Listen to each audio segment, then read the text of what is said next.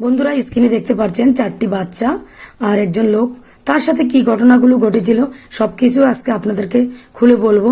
আশা করছি আজকের কথাগুলো আপনাদের শুনলে অনেক বেশি উপকারী হবে, কারণ এই কথাগুলো সবাই জেনে নেওয়া দরকার। জানি না এই ঘটনাটা আর কার কার সাথে ঘটেছে কিংবা ঘটবে। যদি ঘটনাটা আমরা মনোযোগ সহকারে শুনে আর জেনে নেই, হয়তোবা আমরাও রেহাই পেতে পারি। তো বন্ধুরা, যে কথাটি বলতেছিলাম, চারটা বাচ্চা আর যে লোকটাকে দেখতে পাচ্ছেন সেই লোকের তার বাচ্চাদের সাথে আর দেখা হলো না। দেখা হওয়ার কথা থাকলেও দেখা করতে পারলো না, আর দেখাও হলো না। ঈদের বন্ধতে সবাই বাচ্চাগুলো মাদ্রাসায় লেখাপড়া করে, বাবার সাথে দেখা করার জন্য আসবে ঈদের লম্বা ছুটিতে। তাই আসার যেদিন বাচ্চারা ছুটি নিয়ে আসবে সেদিনই তার বাবার সাথে এই ঘটনাটা ঘটলো। তাই বাচ্চারা তার বাবাকে আর দেখতে পেল না। তো বন্ধুরা, কেন দেখতে পারলো না সবকিছুই বলছি, কথাগুলো মনোযোগ সহকারে শুনেন। সেদিন ছিল আকাশে বৃষ্টি আর অনেক বেশি বিজলি চমকার ছিল। কুরবানি ঈদের 3 দিন আগের ঘটনাটা আমি আপনাদের কাছে বলছি। যদি কথাগুলো আপনাদের কাছে বিশ্বাস না হয়, ইউটিউব ফেসবুকে সার্চ দিলে অবশ্যই সেই রাঙামাটির ঘটনাটা আপনারা জানতে পারবেন। তো যেটা বলতেছিলাম, গুড়ি গুড়ি বৃষ্টি হচ্ছে আর আকাশে অনেক বিজলি চমকাচ্ছে। ওই অবস্থায় আমার এই আকাশ তালতো, এটা আমার তালতো হয়, আমার বড় ভাইয়ের শালা।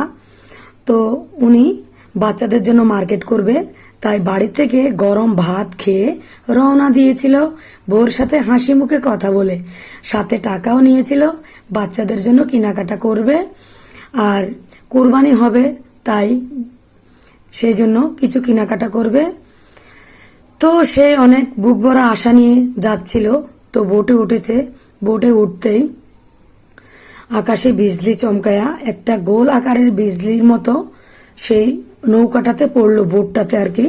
তো আমার তাল তো উপরে ছিল, উনার গায়ে প্রথম পড়েছে, পড়ার পরে উনি তো ছিটকে পানিতে পড়ে গেছে। আর বিজলিটা ওনার গায়ে লেগে নৌকার মাটিতে লেগে বোটের ভিতরে পড়েছে।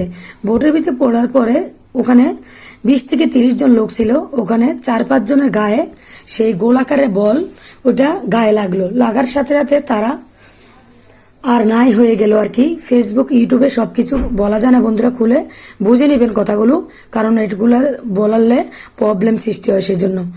তো যাদের গায়ে লেগেছে তারা নাই হয়ে গেল, তো আর যারা ছিল তারা বেহুশ হয়ে গেছে।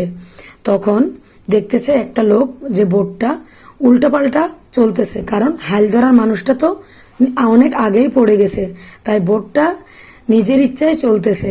ইঞ্জিলটা ধরে রাখার মতো মানুষ নাই, আর ভিতরে যারা আছে তারা সবাই বেহুশ।